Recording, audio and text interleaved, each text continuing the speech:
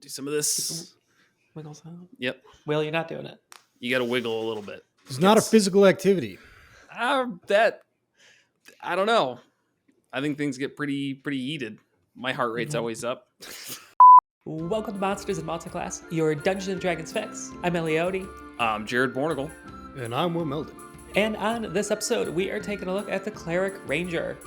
Again, we first did this back in November of 2018, which is the literal month we launched the podcast. So that was like one of our original episodes.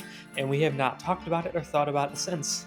So we're throwing it into our Redux series here. Going to take a look at it again, see if things have improved or how they've changed with all of the new stuff that came out in 5th edition since 2018. And also since we've ideally gotten better. Yeah. Also, I'm toying around with making this for my current character, and so I'm kind of selfishly suggested, hey, let's talk about it so I could get some help to see if I'm making a shitty idea or not. I can't tell you how many times I've chosen a monster 2 months before because I wanted to have it in game. So yeah. I think the turnabout's fair play. In terms of those new things, just to touch on that, we do have some new subclasses from the cleric. We've got the peace domain, twilight domain, and the order domain. And then for rangers, we have the whole optional features thing, which revamped the first 10 levels of ranger. And then Fey Wanderer, Drake Warden, and Swarm Keeper, I believe, are all the ones that have been released since we last talked about this. Right. So basically, everything after Xanathars. Everything since Xanathars. Yeah. So for a Ranger Cleric multiclass, the requirements are going to be 13 Dexterity and 13 Wisdom for Ranger, and then 13 Wisdom for Cleric. So we actually have some overlap. Isn't that nice? Some things to just generally keep in mind. For multiclassing into a Cleric, you get proficiency in Light Armor, Medium Armor, and Shields. And then for multiclassing into a Ranger, you get Simple and Martial Weapons, as well as the Light Armor, Medium Armor, and Shields, and one skill from the classes list. So really not too much major stuff, but important to keep in mind when going back and forth between which class you start with.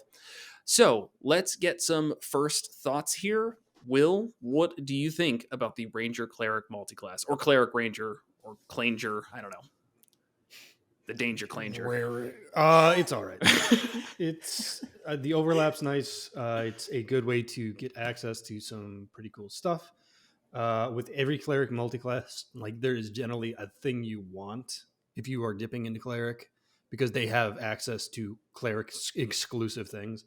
One big problem is that a lot of the builds with ranger require your bonus action a lot, and a lot of clerics kind of lean on spiritual weapon, so that smashes right into itself. So that's just out. Yeah, but overall it doesn't mash too badly. Ellie, your thoughts? Yeah, I'm worried about this one. Not like anything bad's going to happen if it doesn't work out nice, but like I said, I was considering multiclassing my current ranger into a cleric, and so I was kind of excited about it. And after, it was just kind of an idea more for lore and character building reasons. After diving into it to research for this, I'm feeling a little iffy on it. We'll have to see how this discussion goes. There's definitely some cool things that can be done and some builds that can work, but you need to be very careful. As Will pointed out, they're both very bonus action heavy. Clerics have a really good spell list, but a lot of the really good spells are bonus action. And as also mentioned, a lot of the ranger stuff is also bonus action, so that's a problem and going to run into each other a lot. Also, a decent amount of cleric stuff is melee based, or one of the big benefits of a lot of subclasses give you heavy armor, which then adds strength into this mix. 15 strength to meet the requirements. Though you can just say screw that and accept the -10 to speed. Maybe if you're an elf or something and have 35-foot speed, going out to 25 is not a huge deal. I don't know. But and level 6 ranger gives roving, which increases your speed by 5 and gives you swim speed and a climb speed. So if there's it does increase. It's not the end of the world. Maybe if you don't have that that high speed, it really depends on the character you're trying to play, I think, in that case. Now, you say that the clerics have a lot of bonus actions or bonus action heavy. There's definitely some rangers that are bonus action heavy, but I think with the optional features that came in Tasha's, the bonus action becomes less important for rangers as we no longer need Hunter's Mark. I obviously have tons and tons of thoughts and feelings on Favorite Foe, which we did in our whole ranger coverage probably 2-3 years Yeah. ago at this point. Right, we're linking at the top. But if you listen, I've really come around on it. I think I disliked it back then. I really love how it doesn't take a bonus action. I think Right. that makes it worth it to me. And that I think is where we're going to see some actual benefit here, is because if you do have a ranger subclass that doesn't require your bonus action, now you've got your favored foe that just comes when you land a hit, and you can still get spiritual weapon up. And there's also the thought of the reason you go into cleric, like Will said, you kind of have to have a reason, and depending on the subclass you go into, that might be the channel divinity, it might be the level 1 feature. It's probably not going to be divine intervention at level 10, but you probably have a reason. If that reason is damage per round, I don't think you should do this multi-class, because rangers really excel at damage per round when that is their only focus. So to me, it would be silly to go with this with the focus of, oh well, I'm going to cast spiritual weapon every time because that's the best damage per round. If you want the best damage per round, just don't go that direction at all. Just stay the path of ranger, and you're generally going to do better, or at least be more consistent than the swinginess of a spellcaster. There's some builds you can do that'll definitely boost it, that won't interfere. So if you're a ranger that's not using uh, much of, like a bonus action Beastmaster or Drake Warden, and don't take Hunter's Mark, and let's say go Hunter subclass and get Colossus Slayer. So you do your base weapon damage, you do favorite foe of a D4, you do the Colossus Slayer of a D8, then you could have a spiritual weapon as a bonus action, which would be additional D8 plus your wisdom, and Mm-hmm. then if you go War Domain, you can add a D8, right? War Am I Domain screwing that up? I is thought a they little had bit of a there was weird one one. where you get to add a War Domain has their oh, war the second priest. weapon attack is a bonus action. Right, so What? that does cost a bonus action. I'm getting mixed up. There's one where you can add early on to hits, or I might just be thinking of the Divine Strike later on. I think you are. Yeah, okay, I got mixed up. Yeah, the Divine Strike later. Okay, so it doesn't need to be specifically War Domain.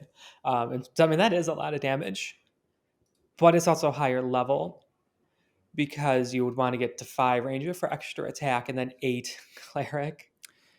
Yeah. And I think that's one of the things I run into a lot. And when I see like Cleric Ranger discussions, it's always the theory crafting of it, the mythical level 20 build where you could just build it from scratch all the way up to level 20. And then you could get some really cool stuff. Because there's also spells that like 4th and 5th level Cleric spells that are really good for Rangers, but they're 4th and 5th level spells Right. when you're already needing a multi-class. And again, probably wanting to get at least 5 Ranger. It's not great. It's just comes online really, really late. For I think most like actual practical, like real world campaigns or characters, you're gonna run into that issue a lot. Where you have this grand plan at level 15, this character comes online because I get my 5th level cleric spells, and all this cool stuff starts happening. But up until then, it could feel a little mediocre. Yeah, I mean, it can if you're going for that level of synergy. But I don't think that's necessary to make this a genuinely good class. I mean, 5 levels into Ranger gets you your second attack, and then 3 levels in Cleric gets you access to second level spells, gets you your Channel Divinity, which depending on the subclass can be really important or not much at all. And then gets you whatever their level 1 features are. I mean, that alone isn't bad, and that's coming on at 8th level No. compared to 3 additional levels of Ranger where you're not going to have as quick of a spell slot progression. You get a couple of things. I mean, 6th, 7th, and 8th level of Ranger are usually, well, not usually. It's roving, which gets you that +5 speed, climb speed, and swim speed. Level 7 is your subclass ability, which depending on the subclass can be really important. I'd say Rangers are a little bit more swingy. I mean, something like what the Fey Wanderer's 7th level is, to me, kind of one you can forget. Whereas something like, I think the Drake Wardens has been really, really useful at 7th level. And again, it's a companion class. So every level you take in it boosts up your companion, which is important. Right. But to just like throw it out, I mean, I wouldn't say that the class, this multi-class in general, is burdened by needing high levels to come online. It really depends on what your party needs, right? If you've already got the healing you need, the lesser restorations that you need, then yeah, sure, this probably isn't going to benefit your party too much, but it does make the ranger better at supporting their party, and I think that is Hmm. the reason you'd go into this, is if your party is lacking that support that can be offered from a cleric. Right. So if you're a ranger and then want to go into cleric, Yes.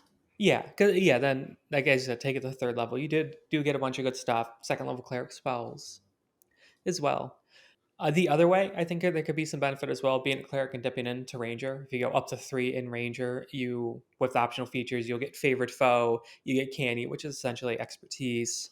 You get some ranger spells, so additional spells known as that, and a fighting style and proficiency in martial weapons. Yeah, that actually is Which a good yeah, amount too, especially since the one of the issues that often comes up with a cleric is their inability to be good at religion checks because it takes intelligence. Taking canny with religion allows you to double any ability checks you make, double your proficiency bonus for any ability checks, making that chosen skill. So definitely could choose religion on that, and then you're feeling less hindered by your choice of not going high into int because you're a cleric, and why would you? right.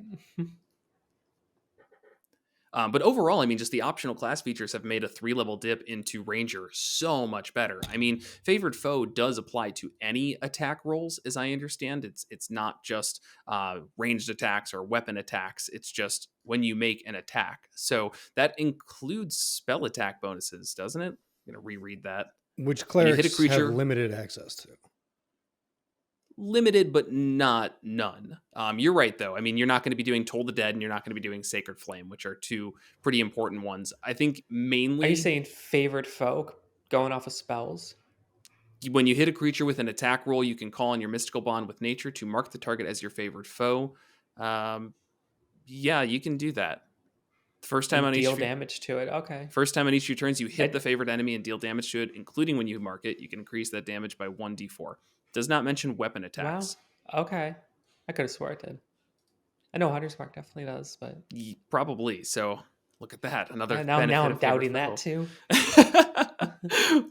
You can look that up. But, I think it will depend then on the order you choose. Because, Will, I think you're actually spot on. There's not a lot of base cleric spells that are spell attack rolls. I know that. Guiding Bolt is the big one that comes to mind for me. Sure, but that's a leveled spell, and that's going to be a little bit harder to justify every turn compared to a full on Right. cantrip. Um, what's one that gets? I think the Death Domain, which I was looking at for a separate reason. Death Domain gets the. What do they get? I thought they got some. Oh, right. At first level, the cleric learns one necromancy cantrip of their choice from any spell list. That's kind of broad, but gets them Chill Touch, which is a ranged spell attack. Um, Hmm. so in terms of like a specific character build, we could do a Death Domain and a Swarm Keeper, which would also any of those ranged spell attacks triggers the Swarm Keepers. Their Gathered Swarm ability, which does the 1d6 piercing damage in addition, or moves them on a failed strength save, or you're moved 5 feet if you choose. So that's definitely one that you could play around with. Death Domain isn't my favorite subclass by any means, but for either a small dip Right. in either direction, I think would add a good amount to both directions. Yeah, Death Domain being the Dungeon Master Guide subclass. That's Yeah, kind of more intended for like a villain. that one's not bad. That one's not like the No, it's not as bad paladin. as the Paladin, where it's all about boosting the undead around you. Yeah, this one to me really doesn't scream I don't know, it doesn't scream just villain. It's just somebody who's, focuses on death a lot. And really anything that the Grave Cleric domain lines up with, I think Death Domain would as well flavor-wise. Yeah. And you could do like a Raven Queen one. Like your swarm could be ravens and you're like Oh, the master nice. of death and everything. Could be pretty cool. Yeah, I like that. No, Will doesn't like it. That's like, is that all you do? You just shake your head at me? My armor's black and I talk like this. Well, maybe you go the opposite direction. You're like all cheery and you're like, we're all going to die one day. It's great. Because then we get to be with our gods and they're amazing. And ravens are actually pretty friendly and nice. Yeah. They just look kind of spooky. Yeah. Oh, sorry, real quick. With Hunter's Mark, that's weapon damaged. That's Okay. only on a weapon attack, just for sake of thoroughness. I did look that up. Yeah, that's good to know. Yeah. Now, still in that train of thought with favored foe, I think it is going to be hard to justify if you're mainly cleric and then dipping into ranger to have favored foe up, because it's concentration. And clerics really are going to be better off if they have higher level spells using a better concentration spell. But if you're just like low levels or even mid levels for cleric, they have a surprisingly low amount of concentration spells. Like it's for clerics at low levels, it's really not something that's like their bread and butter. I mean, there's like Shield of Faith, but is that necessary every single time to add +2 AC? Not really. Spiritual Weapon, as we all know, is not concentration, which is surprising, but good. Bless is definitely a big one. Right. So that's a buff spell. So if you want to go that direction, you're probably not focusing on damage per round. So favored foe is less important there. Right. Same with Bane. That's also on the list. Yeah, you're just kind of you're kind of right that there aren't a lot, but the ones they have are almost like the default of combats. So when you say like I'm not going to be blessing the party this round, your party is all going to like kind of side eye you and like, come on. I love those D4s. Please come on, please. It's not like required. You're right. It's not a table destroying lack, but people do love it, and I love it too. Right. I'm starting to love Bane. It all just depends. Bane is slowly but surely, as I see it creep under your skin, I'm like, yeah. It's the charisma saving throw. Yeah, we have a player at our table who uses Bane a lot. Yeah, or a bard that has it. Yeah, and we've always kind of talked down on Bane through a whole bunch of reasons about you kill an enemy and it's not there anymore and they get a save, or bless just happens. It's always just do bless instead of Bane, but it's been kind of nice. And I guess it's just seeing the DM get pissed off, seeing Jared specifically get pissed off about it. Like, oh, I passed. No, I'm Bane. Never mind. I didn't pass. That didn't hit. Okay. As much as my face is upset, at the same time, it is like I feel at least good when those spells matter.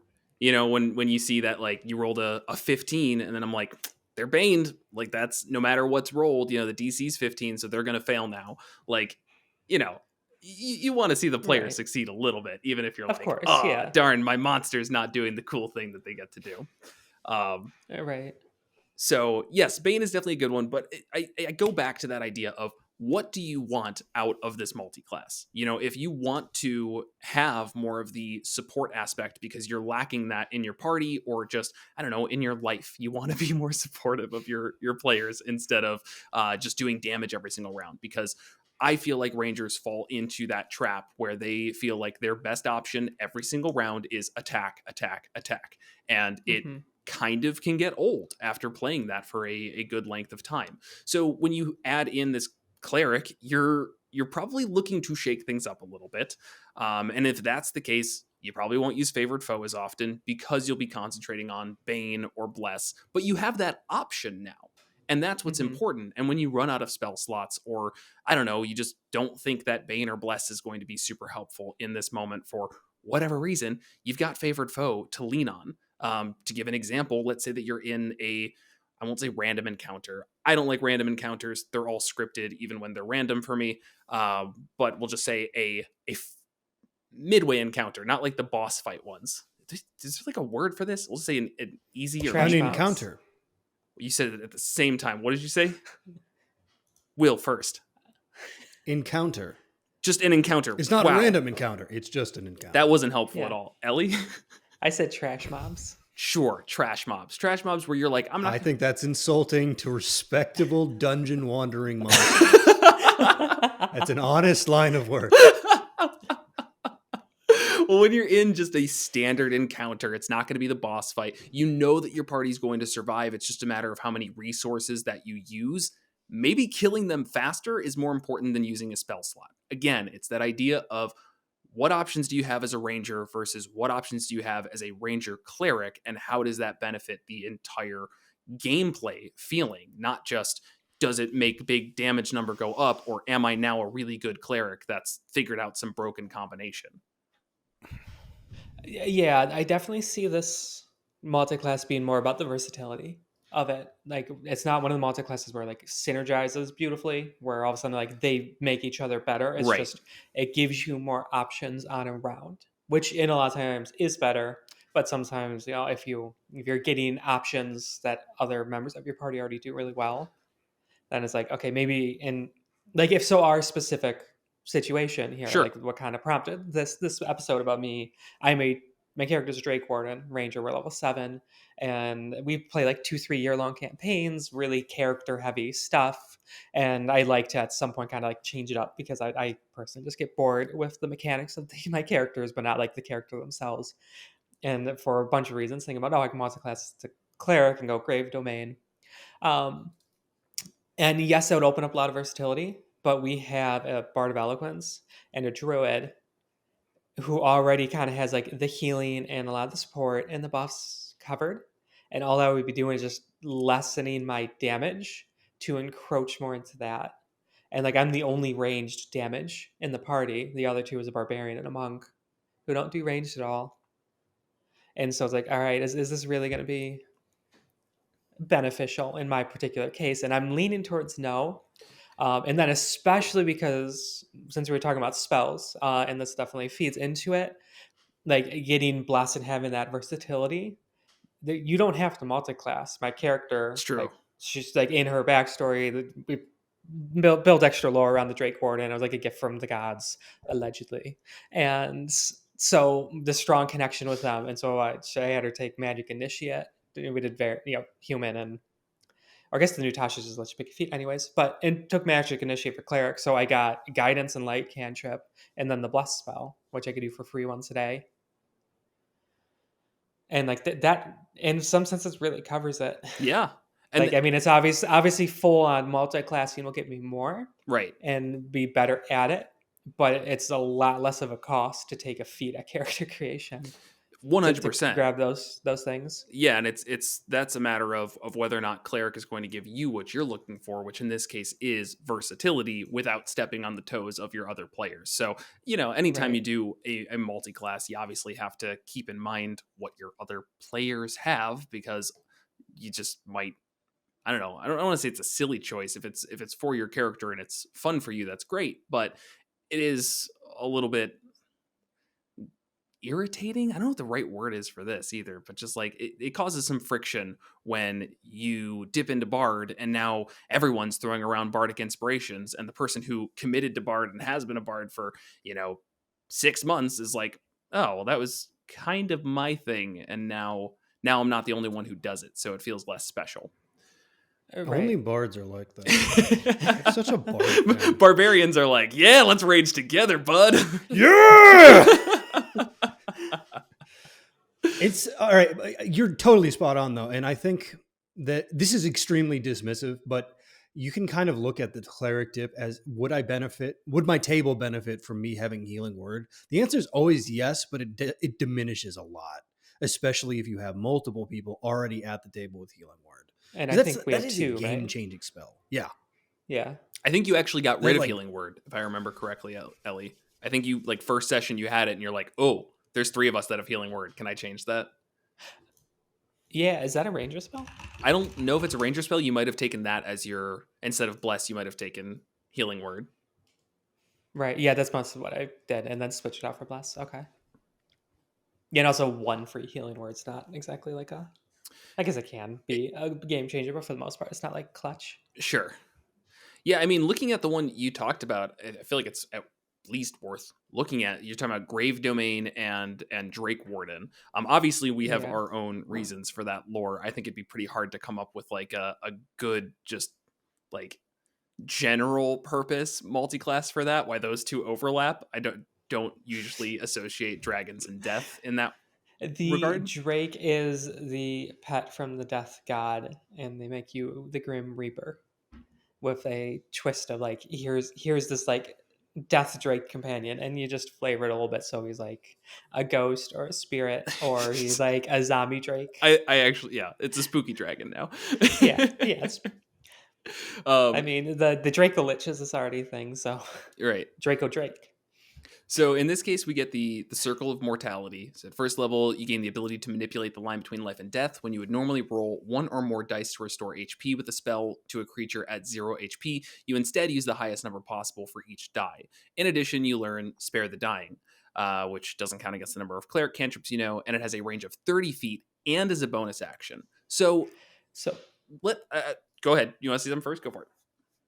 I say, yeah, that's awesome. I just in general ignoring our party in like my very specific situation because Mhm. that's people aren't gonna don't care about that. It's really that is a really solid first level ability, and it's not even all they get. Though the next one's not super exciting, but we'll get to it. Um, I mean, that could really make or break an encounter. Like, as we kind of talk about a lot in 5th edition, yo-yoing, as it's called, is a big part of it, where a character goes down to 0, they gets healed, they get popped back up. Because a lot of times they'll get healed for the healing word, and they'll pop back up at 5 or whatever. Now you can do a bigger heal to get them to like something higher. You know, if you do like a higher level cure wounds, let's say you do a second level cure wounds, that's going to be 16 plus your wisdom, Yeah, guaranteed, right? Because it's a first level spell, and every spell up it does an extra d8, right? correct. Yeah, and so at that point, that's like cure wounds actually becomes almost more worth it. A lot of times, healing words is just the better option, but knowing you could get an 8 instead of a 4 is a very big difference. And then the Spare the Dying, like when you don't have the healing and you can't get to them, to just like end those death saves and stabilize someone as a bonus action from 30 feet away is really helpful. Yeah. It almost becomes like a no-brainer. And you know, even if you are going to have the healing, or if somebody else has the healing, it's like, yeah, I'll throw you the Spare the Dying cantrip. Why risk it? Right. So Right. I had to keep doing this, but to bring it back to our current party, you mentioned that we already have 2 people that have Healing Word.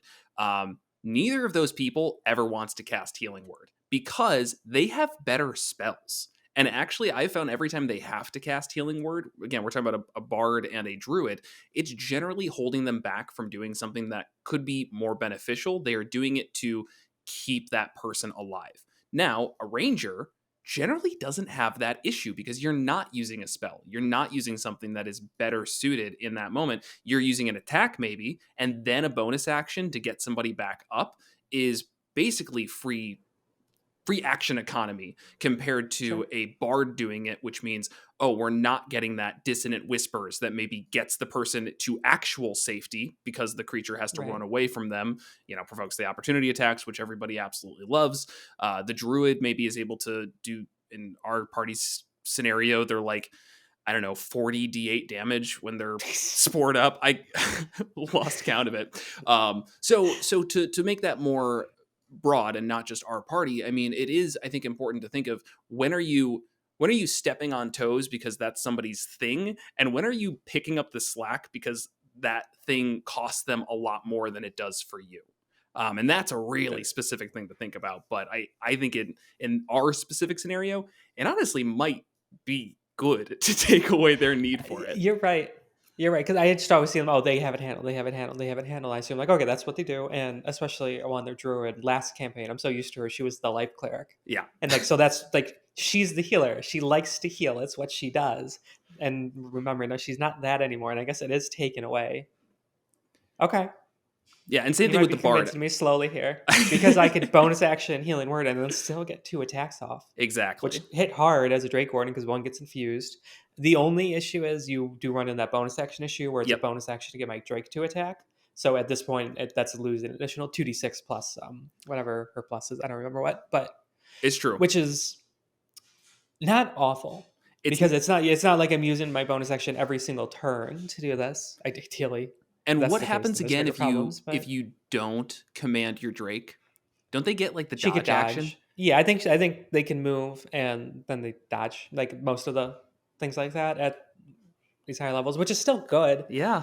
Because was it 17? I should have this memorized. I feel like it's been a while since we played. I guess it's just been 2 weeks. Yeah, like I want to say 17 AC at least at the point I'm at. 14 plus And proficiency bonus. So yeah, that sounds right.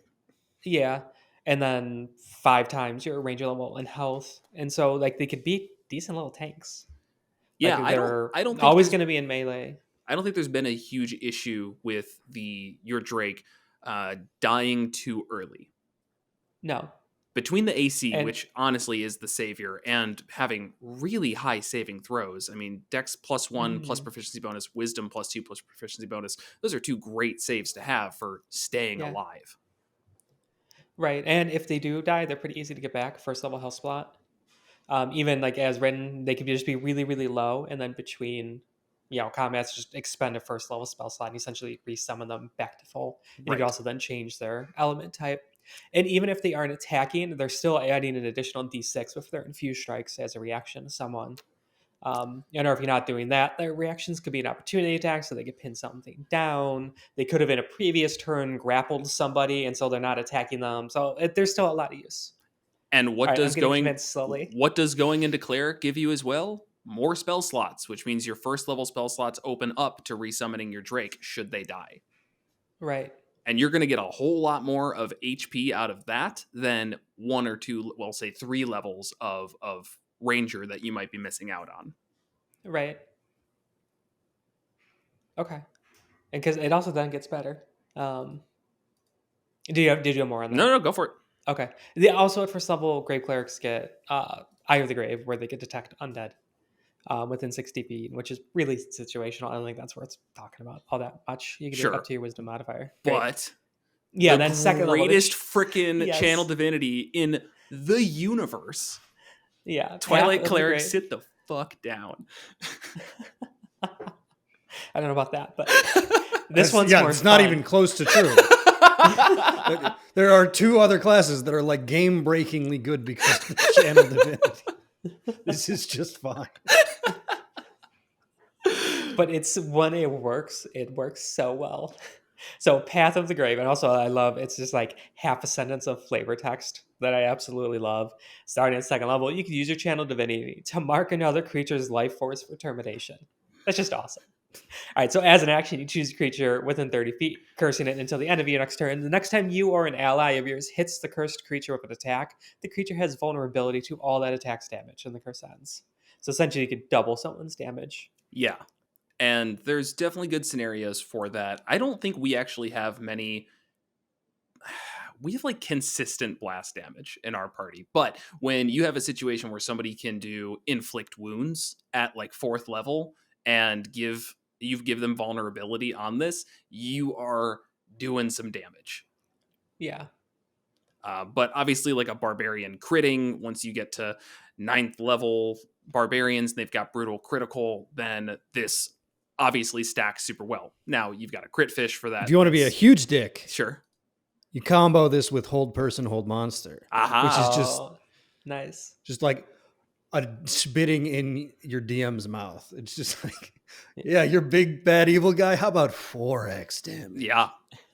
Yeah. And that's because it's vulnerable. You're right. vulnerability, You're right, 'cause not yeah. The crit damage will double. Okay. Yeah. Or if you have a divination wizard, and they get a 20 on their portent dice. all these things. So, I mean, obviously this is just talking about how great grave cleric is, but it's once again that idea of if we're combining that with a ranger, it's not a detrimental dip to do this. It doesn't hurt as much as, trying to dip into paladin as a ranger to get smites. That's very painful for your stat array and just your overall progression.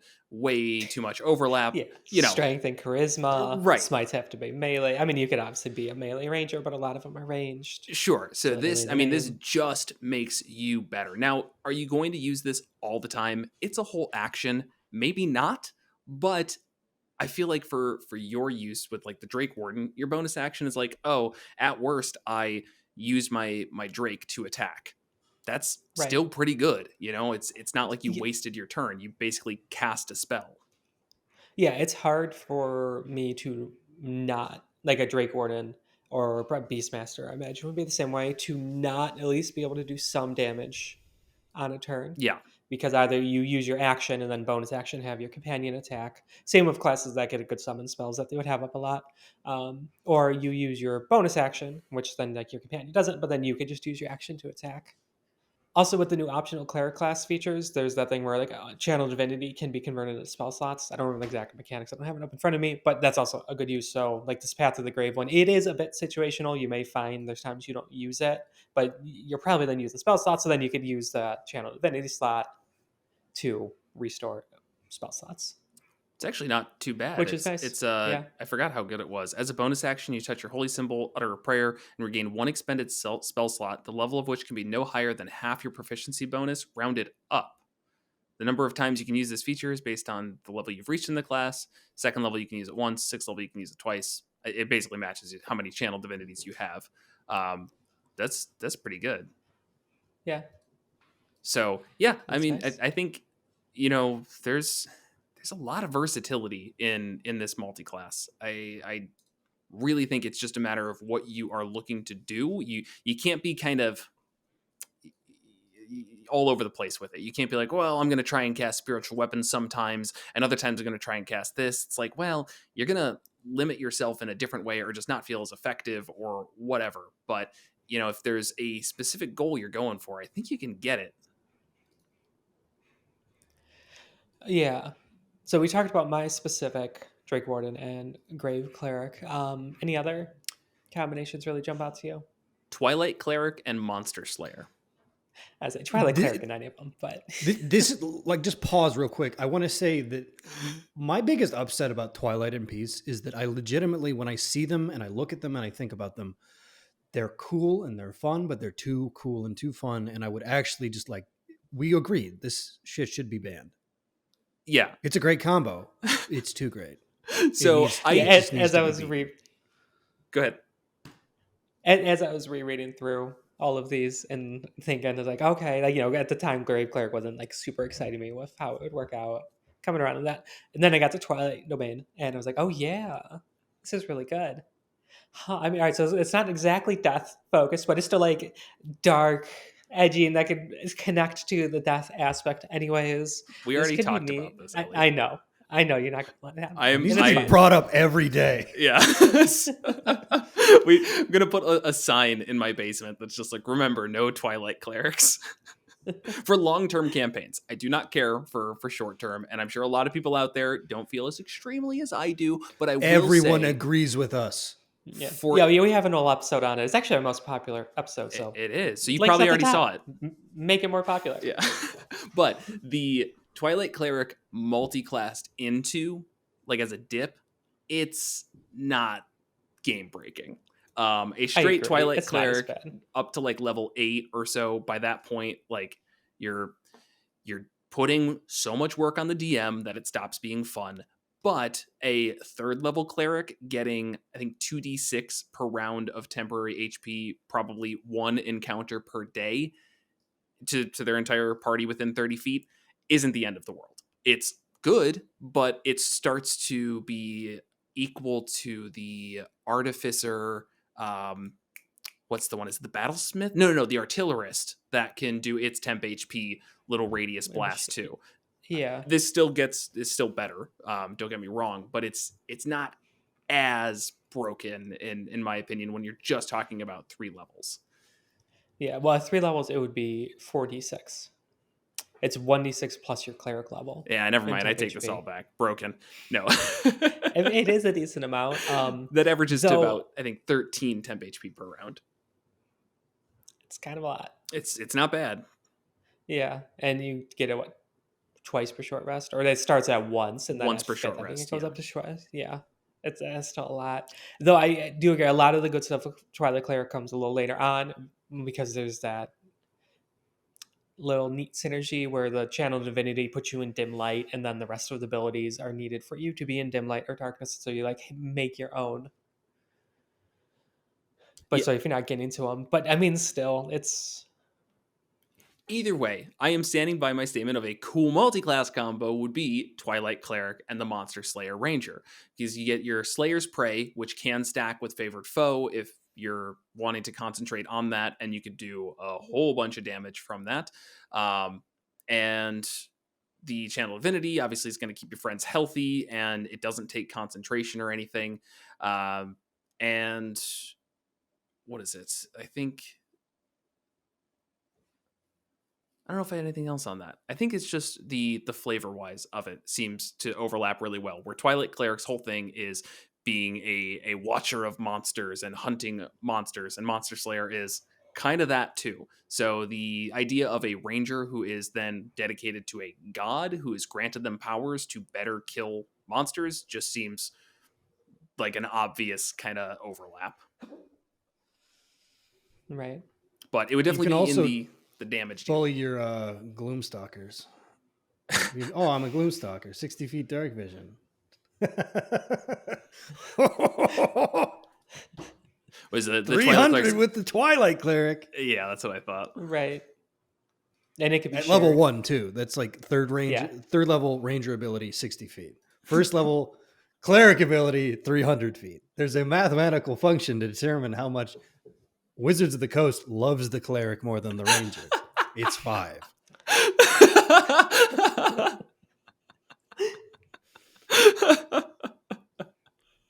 Yeah, that actually seems fair. 300 feet dark vision is pretty crazy. Just permanent. And like I said, shared with your party when needed. Yeah, I struggle with that one just because dark vision is just tossed around like candy on Halloween to just every single race out there. So, yes, it's good, but at the same time, I'm curious how often dark vision really matters in people's campaigns, or when it just kind of becomes like either A, you have a torch and we're just going to forget about light, or B, it's really hard to track this, so let's just move on with our lives. I will say that it has come up. I remember that it has come up like, what's your dark vision range? And most of the time, that's like a great way to work around the issue you said. It's like, all right, they're 65 feet away. You don't see them because it's blackness to you.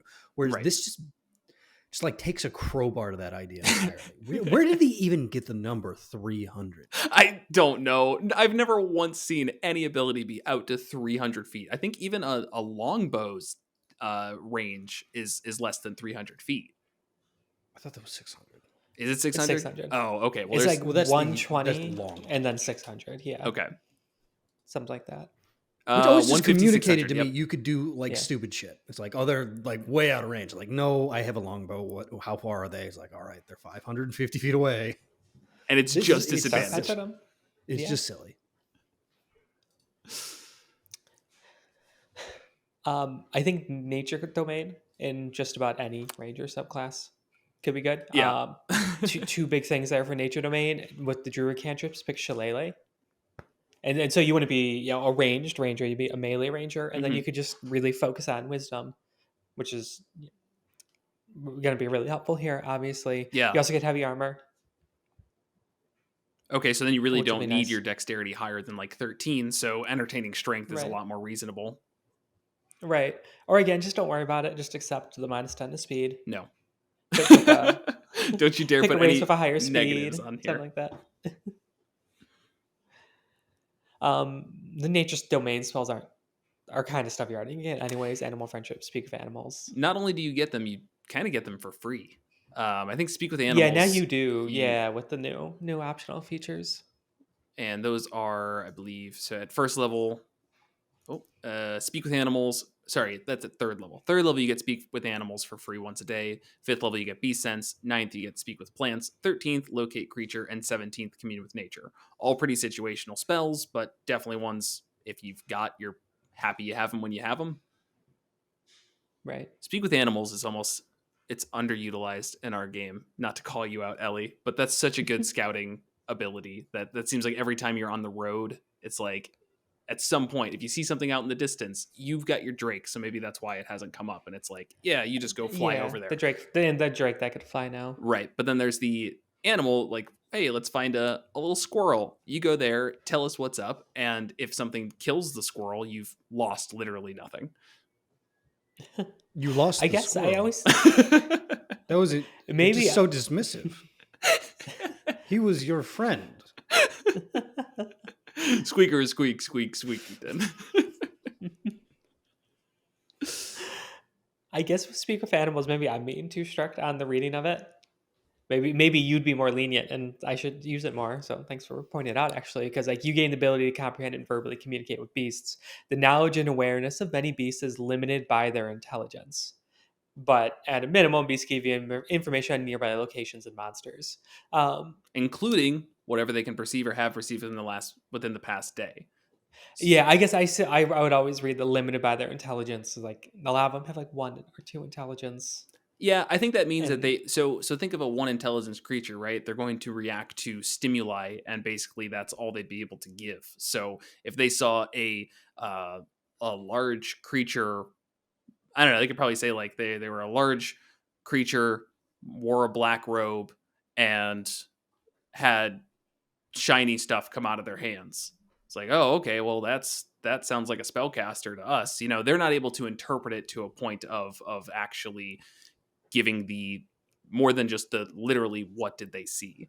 right. But I don't know, that seems like it'd be good in a lot of situations. There's a Sure. much I deeper can't think of conversation to be had with that, because just you're basically grafting your mind onto that of an animal, whereas like hands, shiny, dark, those are Sure. concepts that they would probably perceive as completely foreign to you. So if you want to You're right, have a you're right. really obnoxious philosophical DM who's like really working through the problems of consciousness, yeah, the spell doesn't work at all. That's not fun. That's not fun at all.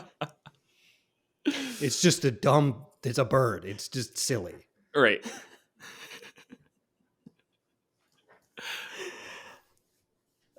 But Beast Sense has come up, and that one's pretty helpful. Just again, being able to touch a beast and basically use it like a familiar. It's that same idea of just like they're good scouting spells.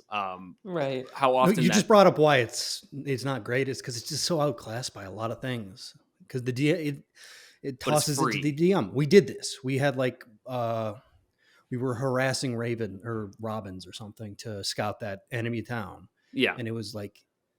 It worked, but there was probably an equal level spell that was better for that task. But that's what we had. Worked really well. It depends. I remember that one worked out actually super well because you tracked down a bird that was able to like scout out the entire town for you. Right. I say now, since my Drake could fly, that's always just that kind of supersedes a lot. Because Super my Drake not could also, incognito. That's fair. That's fair. That's a lot more obvious than obviously bird. But my Drake could talk to me, and I could talk to my Drake. The druid can also turn into a bird at like what, 9th level? That's true. So that's higher, but it's once again, you're not relying on. Yeah, and there's definitely uses for it as like a free thing. Yeah. But Yeah. Yeah. Either way, I mean, that's, I guess, getting away a little bit from being a ranger cleric multiclass, but obviously that's some good old synergy with the nature domain, minus the fact that nature domain gets a couple of these spells. I guess really just speak with animals. Everything else they don't get for free. Their channel divinity isn't really worthwhile though, which is a shame. So as an action, you present your holy symbol and invoke the name of your deity. Each beast or plant creature that you can see within 30 feet must make a wisdom saving throw. If it fails, it's charmed by you for 1 minute or until it takes damage. When it is charmed by you, it is friendly to you and other creatures you designate. So that's probably good up to like level 4 or 5, but beasts stop being a concern really early on. Which is a tragedy. But it's 100% if you're fighting someone on a horse. I think beasts are criminally under-leveled. I think that bears should be a concern to people even at level 5. Like, they're bears, all right? I don't care if you're a trained fighter. Like, if somebody is, say, a black belt in karate, they still probably don't want to go up against a bear and, like, not even think about it. Yeah, you haven't played Elden Ring, have you? No. Okay, I mean, there's Fucking the rune bears. The rune bears? Yeah, you played well? Yeah. Literally the worst enemy in that fucking game. They kind of matches up exactly what you're saying. Like, they're the rune bear. They're these giant bears. They're huge, but they're kind of pretty common. And they're just like open world enemies. And at the end of the game, you're like killing gods, like literal gods. You're slaughtering. I still struggle with the rune bears. Like, I could beat the game solo without summons or anything like that, and then a rune bear pops up and I just run. It's not worth it. There's something about them. And that's kind So of just what I to want add from rune bears beasts. to, yeah. I mean, that's a perfectly viable thing. I'm sure somebody's already Yeah. made a stat block on D&D Beyond, and I'm sure Wizards of the Coast is already figuring out how they can take it as under their ownership. But that may not be relevant by the time this episode comes out. Who knows? Yeah, but I'm like constantly making things beasts or making just beasts stronger in our game because it's such a shame. I think it caps out at level or challenge rating 9 with like a woolly mammoth or something, and it's like that. Maybe besides the giant apes and the T-Rex. So Yes, those I are think there's some outliers. dinosaurs. Yeah, Yeah. but like Those have I been mean, yeah, around most since, of like, the high day level one, ones. too. What was that, Will? Sorry. They've been around for like day one. There's never been like, hey, let's make an adventure about fuck huge dinosaurs. I think So yeah. isn't that the Chol one? What is that? They didn't add any Tomb of cool Annihilation? dinosaurs. They have dinosaurs. But they didn't add any cool ones. Oh, yeah, that's fair. They're all low level. The high and D&D Beyond, based on the content I own, the highest level beast is challenge rating 12. Yeah. The Traxagore, which is from Baldur's Gate Descent into Avernus, which is a really specific thing. And a lot of people don't have that book. The next one is challenge rating 8. So, yeah, it's basically challenge rating, right? And those are White Plume Mountain, Icewind Dale. Okay, the T-Rex is in the basic rules, and that's also challenge rating 8. Giant apes are 7, mammoths are 6. I mean, it does not get very high. No, it's a shame. It's a shame. Yeah. All right, this has gone so. Wait. Oh, come on, Will. We're derailing a little bit more. I forgot about Traxagore. Traxagore is a weasel, a mage that got turned into a weasel. It's not even a beast. Oh, right. Oh, okay. Yeah, I Yeah. just actually pulled up stat forgot block. about Yeah, that. he's a 9th level spellcaster. Wait a second. We finally found a way to bridge the beast divide. We give them spellcasting. Why just a bear when it can be like an earth bear that just causes earthquakes? Right. Anyways, That's a great idea. Give bears the earthquake spell. I'm going to enjoy. Y'all are going to be like, oh, look, a random bear encounter. Haha, we're level 7. We don't care about that. And then earthquake. And then you're all in your fissures, dying slowly, hoping that someone comes and helps you. And the bear is going to just drop a huge load on you. That's what you get for disrespecting bears. I don't know why I'd do that. I'm not going to do that. I'm going to do that. Any other multi-classes that we want to look at? Or subclasses here? Where this gets tricky for me is a lot of them, it's just pointing out like what cleric domains are good early on at level 1 and 2. Sure. Because they just kind of go to anything. Like light domain, the warding flare is just a nice ability to have. Sure, it's good for a ranger to have that. That's where, as a reaction, you can interpose a warding flare and make things harder to hit, or impose disadvantage on an attack roll. That's just nice to have. It's not like specifically good for a ranger over. Yeah, I'm trying to think of what would Anything else, even though? line up, like just jumping out at me subclass wise for light domain, and nothing really does it unless you want to. I'm just thinking of a polar opposites with Gloom Stalker, if anything comes from that, but not really. It would probably make the flare even brighter because you have to take this gloomy darkness around you, and then boom, flare, and their eyes that have not been adjusted to the light. Hunters in WoW had flares. Okay, they were really annoying. I like that. Completely flare different made uses, the stealth go away. Yeah, you can stealth when you're in the zone of a flare. I loved it. That sounds like a good ability to steal, actually. Yeah. But overall, I mean, I'm pretty positive on this. I mean, I still think that a small dip into Ranger, while useful, is going to be a little bit harder to justify just because you're really going to hold back your spell slot progression. But a couple levels into Cleric, it seems interesting to me. I feel like it would shake up your current play style. And just like Gelly, I feel like that's what most people are looking for in a multi-class. And of course, adds more. Yeah, say from the role-playing character development lower perspective, so there's tons and tons of cool things to do with it. It's not like going into a fighter and just kind of like hand waving like, oh, we just trained a little extra, or not even explaining it at all. cleric, I mean, there's lot of cool options there. Can really really change the character. Like for a specific example, in the one week I've been talking about, um, she's the character has been like kind of really naive about that. We had earlier on one of the PCs die and really struggled with it, but other than that, kind of like very lackadaisical to it, like kind of taking this view of like, yeah, that's part of life and things need to die sometimes. And then having at some point the character developing moment of like kind of meeting those two things where she like really really struggled when it's something that she knew, and really just not caring when it's not, and trying to like kind of meet in that middle there, and like really exploring the concept of death, and then being finding or being contacted by some sort of death god or grim reaper type thing, and being imbued with the grave cleric powers, and kind of being one to sort of keep that balance Yeah. as Yeah, she and like comes to really understand what death is. right, and death becomes a lot more interesting in a fantasy world than in real life, right? Because Hmm. you get so many things that are factual. It's like, yes, people die, but hey, we just brought somebody back to life yesterday. How permanent is death? What does that mean? Why is death permanent sometimes? And why haven't we solved this as a problem? I don't know. It opens up a lot of different philosophical questions that I won't say death is uninteresting in real life. That's just stupid. But obviously, it's a very different mindset and I know what you meant. Yeah. direction to come from philosophically.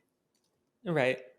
Or like just off the top of my head, like knowledge domain, another one where if like you are not a cleric and you're multi-classing into it, to have something happen which has your character just become obsessed on finding something out and really just diving into that to the point where it's manifests eventually, Yeah. based on what they find or whatever. Yeah, I guess the only thing I'll throw on is that if you do plan on doing a multi-class, not just this one, but anything like this where it is going to involve like a very large character moment, I generally suggest trying to know about it as early as possible that you want to do it, and like starting to weave it Hmm. into your story, because it is not really good storytelling to just wake up one day and then be given godly powers because Right. last night you went to bed and you were really curious about this book, and then the next day you leveled up and now you're a knowledge domain cleric. That just isn't really great. um, but if you can go like 3 more levels into ranger and you're starting to like really focus on learning and whatever, and researching into gods that kind of follow this, and you gather their interest a little bit because you've shown an interest in them, okay, now we've got something to work with and maybe a reason to get that first level. But the one thing that you never need a reason for is a reason to save money. Am I right? And every time that I buy dice, I save money by using the code MM10 on FanRoll's website, where I could save 10% off my entire order. 10 whole percent using the code MM10. FanRoll was Metallic Dice Games, you may have known them. Now they are FanRoll, and they have not just metallic dice, but all types of different dice. They've got ones that are like have liquid inside and they're sparkly, and they're just beautiful little treasures that you will run out of space for very quickly until you then buy dice bags. So just make sure to save 10% off. That's not like a one-time deal, everyone. Just every time. All right. Free shipping on orders over $50. Yeah, Get out code of here. MM10. That's it. Oh, I got to do the other things, Yeah, don't I I? was, I was gonna say, yeah, Oh, usually the one who runs with the end. these never end. It's one of our first podcasts. This comes up. You got this, Jared. It's been our first podcast in a month. Cut me some slack. Make sure if you enjoy the episode to like, comment, subscribe, give your thoughts on the Cleric Ranger multiclass, give your portmanteau of the Ranger multiclass, Cleric multiclass. I don't know if we came up with a great one. Clanger, I think. Was I on like the list. Clanger. Yeah, Clanger's pretty good. But if you've got better, we'd like to hear it. Rare. Thank you as always to our patrons: Ed G, Muddle8, Brian H, Craig A, Isaac M, Luca L, Jeff W, Star Shinobi, Vincent M, Bob F, Joe P, Rick D, Sensible D20, Tyler S, Gray, Barons, Adam A, and Rob K. You all are fantastic. And if you want to support the show, you can head on over to monstersmulticlass.com/support, where you can find our Patreon as well as our other affiliates, which helps the show. So we can do giveaways, buy Will a new webcam, get better stuff. I don't know. With every single dollar we get goes to giving Will a new background for his computer It's worth it. Yeah. I'm just enjoying looking at the background. It's cozy. We went from being in a ship, and that was obviously a very arduous journey, and now you have arrived Well at worth the tavern. trip. I mean, look Yeah. what it is. Yeah.